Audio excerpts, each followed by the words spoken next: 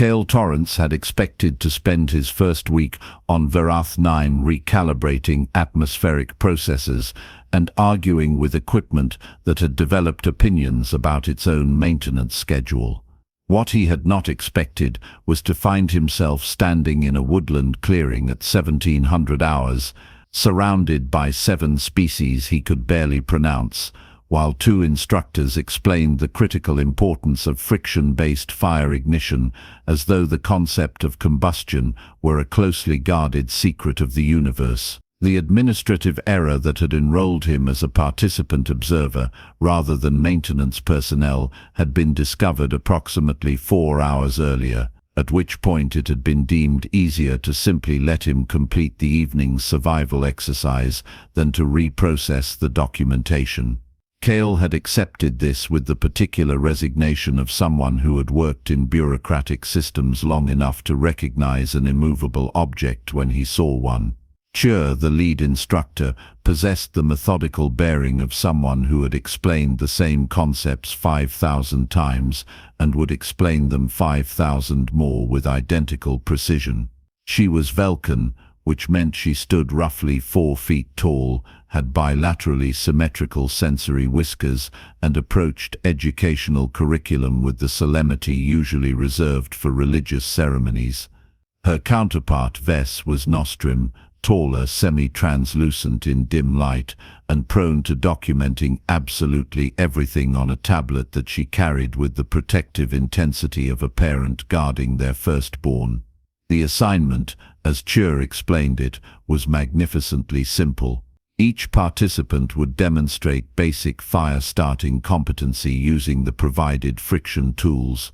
The tools in question were elegant in their primitiveness: a bow, a spindle, and a fireboard, all manufactured to exacting specifications and distributed with the kind of ceremonial gravity that suggested Chur considered them sacred artifacts of survivalism. Around the clearing, participants examined their kits with varying degrees of confidence. A Hesim scout named Verith was already attempting to generate heat through sheer enthusiasm and velocity, producing a quantity of smoke that suggested his technique was spiritually correct but practically incomplete. 2 Quellan engineers conferred in harmonic tones about optimal downward pressure coefficients. A young Nostrum, whose name Kale had not caught, stared at the friction kit as though hoping it might self-activate through sustained eye contact. Kale surveyed the clearing with the detached assessment of someone performing a completely different task than the one assigned. The area was approximately 30 meters across, ringed with mixed hardwoods that leaned toward the deciduous end of the spectrum. The soil showed moderate moisture content with good drainage, and someone had thoughtfully cleared the ground cover down to bare earth in a gesture toward fire safety that Kale appreciated. A pile of approved firewood sat at the clearing's center, pre-cut to regulation lengths and seasoned to acceptable dryness. It was all very adequate. Adequacy, Kale had learned over years of maintenance work, was the enemy of optimization. "Are there restrictions on supplementary material gathering?" he asked, interrupting Chur's explanation of carbon scoring patterns on fireboards. Chur's whiskers angled toward him with what might have been curiosity or mild alarm. "The provided materials are sufficient for assignment completion." "Understood," Kale said, which was not the same as agreement. "But are there restrictions?" Ves consulted her tablet with the quick gesture of someone accessing regulatory documents. "Passive foraging within 50 meters is permitted under environmental training protocols. No hunting, no harvesting of protected species which are listed in Appendix 7 of your briefing materials." "Perfect," Kale said, already moving toward the tree line. "Are you experiencing resource anxiety?" Chur called after him, her tone shifting into what was probably therapeutic concern. "The provided materials are genuinely sufficient. You need not worry about scarcity." "Not worried," Kale replied over his shoulder. He disappeared into the trees, leaving behind an instructor who made a notation that her human participant might be exhibiting stress-related hoarding behaviors and should be monitored for emotional regulation difficulties. The woods beyond the clearing offered the kind of abundance that exists everywhere if you know how to look, which is to say everywhere that hasn't been actively sterilized by civilization. Kale moved through the undergrowth with the comfortable efficiency of someone who had spent formative years learning which plants would kill you and which would merely make you regret your choices, and had somehow translated that education into a general principle of environmental observation.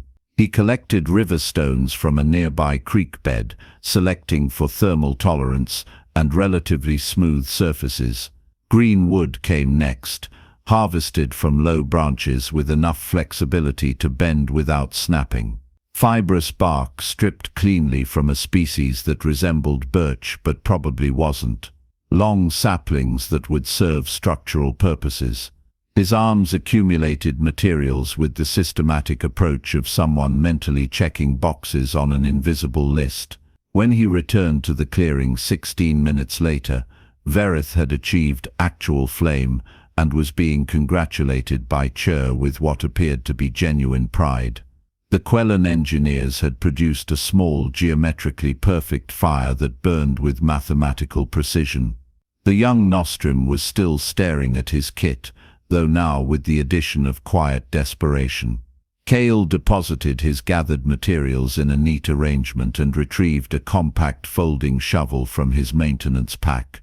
Before Chur could formulate whatever question was forming behind her quivering whiskers, he began excavating. "Mr. Torrance," she began, with the careful pronunciation of someone navigating an unfamiliar name, "the assignment is fire-starting demonstration, not earth-moving. Fire safety requires proper foundation," Kale replied, not looking up from his work. He was creating a shallow depression, roughly circular, with particular attention to a slight grade that would facilitate airflow. "You want sustainable combustion, you need thermal mass and controlled ventilation. The approved method," Chur started. "Will produce fire," Kale agreed. "This will produce better fire." It was the kind of statement that could be interpreted as either confidence or arrogance, depending on whether it turned out to be accurate. Vess made another note on her tablet, this one probably less charitable than the previous entry. The first pit took shape with practiced efficiency. Kale lined it with river stones, creating a structure that would absorb and radiate heat long after the flames died. He positioned it with the opening facing the prevailing wind, which he had determined by observing the smoke from Verith's enthusiastic fire. Around the main pit, he cleared additional ground and established what any reasonable observer would recognize as supplementary fire zones. "Are you building multiple fires?" Vess asked, her tone suggesting this might violate some fundamental principle of the assignment. "3, Kale confirmed. He was now constructing an elevated platform using the green wood, creating a framework roughly 18 inches above ground level with careful spacing between the supports. Main heat source, indirect cooking platform, and a smoking chamber. The word cooking hung in the air like an accusation. "This is a fire-starting exercise," Chur said slowly, "not a culinary activity." "Sure," Kale agreed. He had moved on to the third installation, stacking river stones into a small chamber with a narrow opening and a channel for smoke escape. "But if you're going to make fire, you might as well make useful fire." Around the clearing, other participants had paused in their own efforts to observe this unexpected development.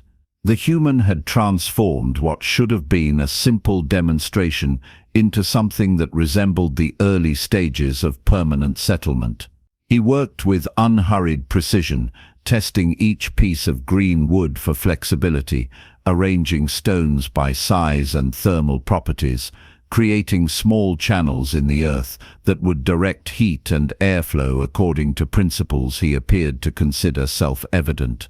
Cheer approached Vess with the expression of someone whose curriculum was being actively rewritten by practical demonstration. Should we intervene? On what grounds? Vess gestured at Kale's work. He hasn't violated any protocols. Excessive enthusiasm isn't technically prohibited. It feels like it should be. They watched as Kale completed his third installation, stepped back to assess the arrangement with a critical eye, made minor adjustments to stone positioning, and finally nodded with what appeared to be satisfaction. His 3 fire structures formed a triangular arrangement, each positioned to serve distinct purposes while maintaining safe separation distances. It was, Vess had to admit in the privacy of her own thoughts, actually quite well designed. "Mr. Torrence," Cheer called out, mustering her authority, "you are meant to be demonstrating basic friction fire ignition." "Absolutely," Kale said. He retrieved the provided friction kit, examined it with the appreciation usually reserved for museum pieces, and positioned it carefully beside his main fire pit. Then he pulled out the bow drill assembly he had constructed from his gathered materials and began the actual work of fire starting. The bow moved with smooth, consistent rhythm. The spindle rotated against the fireboard with appropriate pressure. Smoke appeared, thickened, and became ember. Kale transferred the coal to prepared tinder with the casual competence of someone who had performed this action enough times that it no longer registered as achievement. He fed the growing flame with graduated fuel, moving from dried grass to small twigs to progressively larger wood, building heat in careful stages. "For documentation purposes," he said, gesturing to the unused friction kit, "that's the approved method, positioned for assessment verification." Cheer stared at the ceremonially placed kit, then at the fire now burning steadily in Kale's main pit, then back at the kit. "You built your own fire-starting tools. The principles are identical," Kale pointed out. "Friction generates heat, heat creates ember, ember becomes flame. The specific implement is just applied engineering," which was technically accurate and completely beside the point, though Cheer was having difficulty articulating exactly what the point was. The assignment required demonstration of fire-starting competency. The human had started a fire, that he had done so with self-manufactured tools while simultaneously constructing what appeared to be an outdoor kitchen, seemed almost incidental to the core requirement. Kale was now tending his 3 installations with rotating attention. Small flames grew in the main pit, fed with specific wood types selected for heat output and minimal smoke. He placed larger logs on the elevated platform without igniting them, explaining to no one in particular that they needed to season in the heat before actual cooking commenced. The smoking chamber received its own dedicated fuel, chosen for aromatic properties and slow combustion. Around the clearing, other participants had completed their assignments. Small fires burned adequately, demonstrating basic competency in friction-based ignition. They had been instructed to maintain their fires, which they did with varying degrees of attention. Verith had progressed to adding dramatically unnecessary quantities of fuel. The Quellan engineers monitored their geometrically perfect flame with scientific detachment. The young Nostrum had finally achieved fire and was guarding it with the fierce protectiveness of someone who never wanted to repeat that experience. Caleb looked up from his thermal management tasks and surveyed the group. "Did anyone bring food to cook?" The question landed with the peculiar silence of a completely unexpected inquiry. "This is fire-starting training," Vess said carefully, "not a meal." Kale absorbed this information with a slight nod that somehow conveyed he had anticipated exactly this response and had planned accordingly. "What are the local fauna regulations?" Cher consulted her own internal database of training protocols. Passive foraging is permitted within established guidelines. No hunting, as this is environmental preservation land. No harvesting of protected species. Right, Kale said. Be back shortly. He disappeared into the woods for the second time, leaving behind instructors who were beginning to suspect that their human participant approached assignment parameters as suggestions rather than boundaries. The thing about humans, which the galactic community had documented extensively and still somehow failed to fully internalize, was their pattern recognition operated on multiple simultaneous levels. They didn't just see trees, they saw indicator species, soil composition clues, seasonal cycles, and ecological relationships. They didn't just observe environments, they read them like technical documentation, extracting actionable intelligence from details other species categorized as background noise. Kale returned 14 minutes later with an assortment that made Cher's whiskers flatten in what might have been respect or alarm. Tubers, identified by leaf structure and confirmed by root characteristics. Fungi in 3 varieties, selected based on spore print testing he had apparently conducted on a flat rock, using techniques not covered in any curriculum. Wild herbs that he had cross-referenced against his personal database of edible species, which he maintained for reasons that now seemed considerably more practical than obsessive. Vess approached with her tablet, already accessing verification protocols. She scanned each item, cross-referenced against local flora databases, and confirmed what her expression suggested she had hoped to disprove. Everything was correctly identified, properly harvested, and completely safe for consumption. These species weren't covered in this session's briefing materials, she said, which was not quite an accusation. Noticed them during initial survey, Kale replied. He was washing the tubers in water from his maintenance pack. Seemed worth cataloguing. You catalogued the edible flora, Cher said slowly, while walking from the landing pad to the clearing. Habit, Kale said, as though this were a completely normal habit to have developed, and not the product of what some species might consider hypervigilance bordering on pathological. The meal preparation began with the methodical approach Kale apparently brought to all tasks. He wrapped tubers in wet leaves, a technique that would steam them while preventing direct flame contact, and buried them in the coals at the edge of his main fire pit. The position was calculated, enough heat for cooking but not so much as to char the exterior before the interior finished. The fungi went onto the elevated platform, arranged with spacing that allowed heat circulation.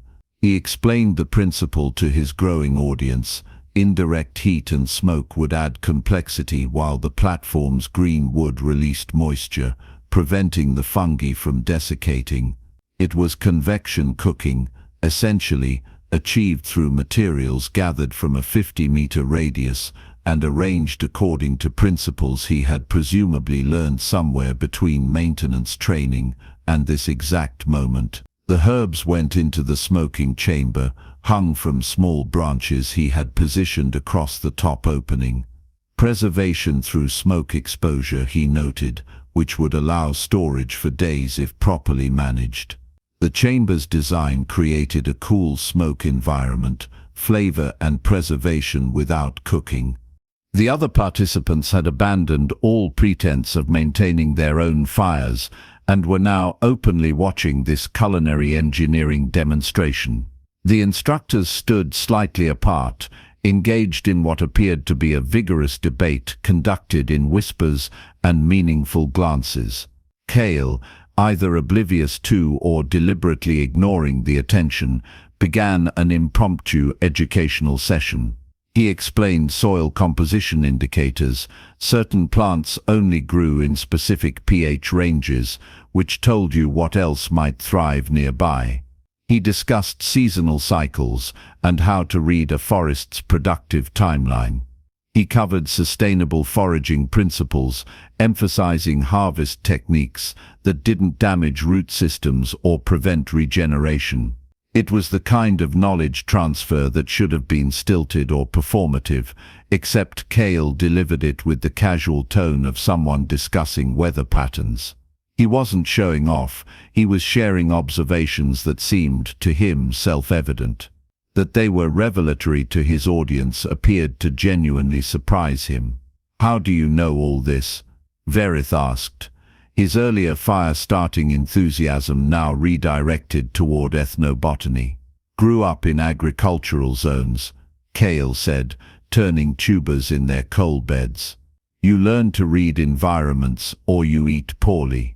Which was probably an oversimplification of whatever childhood had produced this particular skill set, but it served as explanation enough.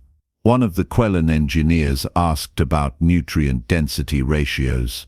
Kale answered with specifics that suggested he had either researched this extensively or absorbed it through some form of cultural osmosis. The young nostrum wanted to know about identification safety margins. Kale walked him through a decision tree that started with "never eat anything unless you're certain" and ended with "and even then test small quantities first."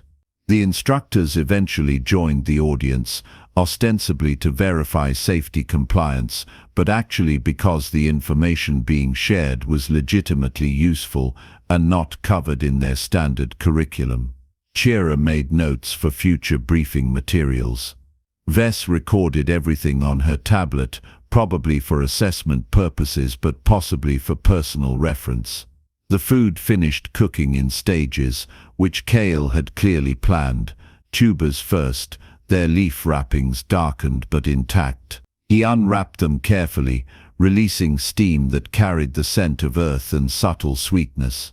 The fungi came next, their surfaces lightly crisped and infused with smoke character. The herbs remained in their chamber, continuing to preserve, but Kale removed a small sample to demonstrate the process. He distributed portions with the matter-of-fact efficiency of someone who had already decided that cooking for 9 was no more complicated than cooking for 1.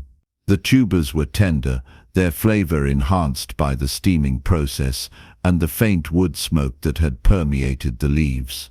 The fungi had developed a complexity that made their raw state seem like a rough draft. Even the herb sample, barely processed, demonstrated the preservation technique's effectiveness. The instructors accepted portions with the careful movements of people who were definitely only participating to verify safety compliance, and not because the food smelled considerably better than their pre-packaged rations. Chira sampled a tuber and experienced the peculiar sensation of discovering something she didn't know she had been missing. It was just a root vegetable, prepared in a hole in the ground using primitive heat application, and yet it managed to be actually good. Vess tried the fungi, made a note on her tablet that was almost certainly unrelated to assessment protocols, and tried another piece. The smoking technique, she said, examining the herbs, would legitimately preserve these for 70 to 90 hours under current environmental conditions. Longer if kept dry. Kale agreed. Around the clearing, other fires continued burning with basic adequacy. They fulfilled the assignment parameters: sustained combustion, controlled fuel consumption, proper safety clearances. That Kale's installation had evolved into a multi-station food preparation system while also meeting those same parameters seemed to exist in a separate category that the curriculum hadn't anticipated. Verith asked how to identify tubers by leaf structure alone. Kale explained the venation patterns and growth habits, drawing diagrams in the dirt with a stick. The Quellan engineers wanted thermal efficiency comparisons between direct and indirect cooking methods. Kale provided estimates based on fuel consumption and heat retention, which sparked a discussion about optimal stone selection for thermal mass applications. The young nostrum, emboldened by successful fire starting and decent food, asked if Kale could teach a workshop on foraging techniques. Kale said he was actually just here to fix atmospheric processes, and this whole thing was an administrative accident, but sure, if there was time. Cheer and Vess had retreated to the clearing's edge for what appeared to be a critical assessment discussion. Their conversation involved considerable whisker twitching and tablet consulting, punctuated by glances toward the human who had somehow transformed their basic survival exercise into something resembling a community cooking event. He completed the assignment, Vess said, scrolling through assessment criteria. Fire started via friction method, sustained combustion achieved, safety protocols exceeded. He built 3 separate fires, Cheer counted, using self-manufactured tools, and produced a meal from foraged materials identified during casual observation, none of which, Vess noted, violates any specific protocol. It feels like it should. They reviewed the curriculum in silence, searching for language that would adequately capture what had occurred. The assignment required demonstration of fire-starting competency. Technically, demonstrably, Kale had started a fire. That he had started 3 fires, built specialized structures for each, and used them to prepare a multi-course meal using correctly identified wild edibles seemed like overachievement rather than failure. Exemplary completion with notes, Vess suggested finally. That future curricula should consider human participants separately, as they appear to interpret minimum requirements as starting suggestions rather than target objectives.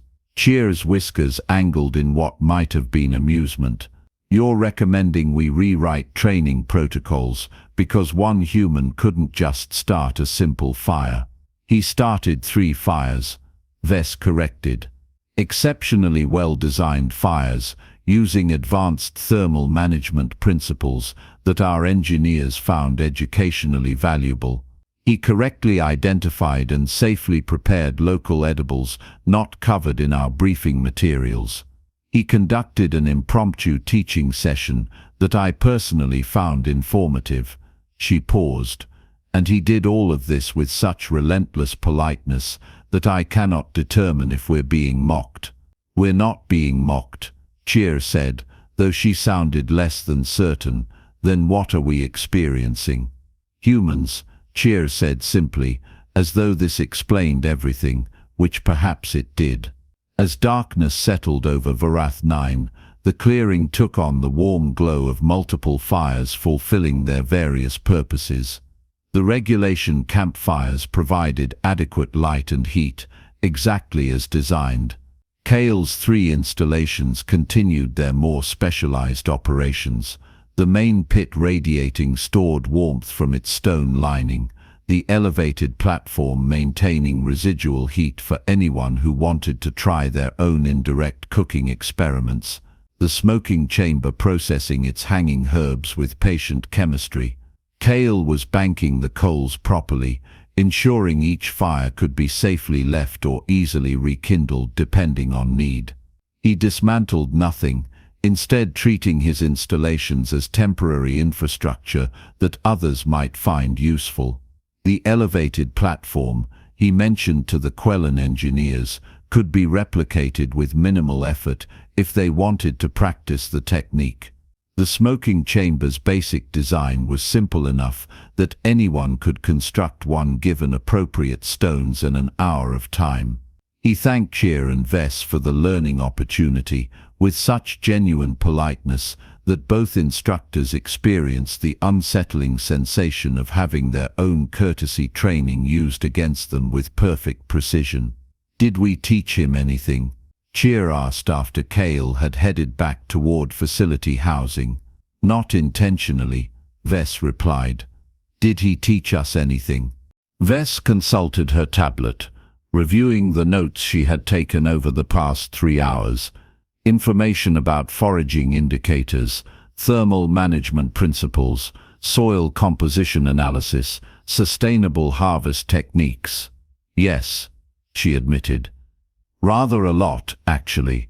Later that evening, Chur compiled her assessment report, using language carefully calibrated to satisfy administrative review without triggering follow-up questions. Human participant Kael Torrence completed all fire starting objectives, while demonstrating exceptional material awareness and thermal application variability. His approach exceeded standard protocols in ways that suggest future curricula might benefit from species-specific modifications. Vess added her own observation, flagged as instructor notes rather than official assessment, recommend observing human participants before finalizing curriculum expectations, as their baseline competency assumptions appear to differ significantly from other species' standard protocols. Neither instructor mentioned that their human participant had turned a basic survival exercise into a functioning outdoor kitchen, not through rebellion or showmanship, but through what appeared to be genuine inability to approach any task without optimizing it beyond recognition. Across the facility, in a dozen other training zones scattered across Verath 9's varied terrain, participants from multiple species practiced their assigned skills with appropriate focus and reasonable success. In Zone 7, a Vulcan navigator purified water using approved filtration methods. In Zone 12, a Nostrum scout constructed shelter following established design principles. In Zone 4, a human had transformed a campfire assignment into infrastructure, complete with educational programming and dinner service. The instructors had wanted a campfire, a simple demonstration of combustion competency and basic thermal resource management. They had received a grill, a smoker, and a multi-course meal, plus unsolicited lectures on local edible flora and thermal dynamics. They had asked for minimum viable fire and received maximum optimized fire, delivered with such earnest helpfulness that gratitude and exasperation became functionally indistinguishable. Kale walked back to his quarters, mentally reviewing tomorrow's schedule. Orienteering exercise at 0900, which would involve navigation using provided compass and map. He wondered idly if the local magnetic stone deposits he had noticed near the creek bed might allow for compass calibration improvements, or whether the elevated ridgeline to the east would provide better landmark triangulation than the valleys the course seemed designed to use. Probably he should just follow the assigned route. Probably that would be simpler. He considered this possibility for approximately 30 seconds before beginning to sketch modifications in his personal log. Because humans don't fail to understand assignments, they simply see them as minimum viable parameters rather than maximum intended outcomes, as starting points rather than destinations, as questions that deserve better answers than the ones initially proposed. The instructors got exactly what they asked for.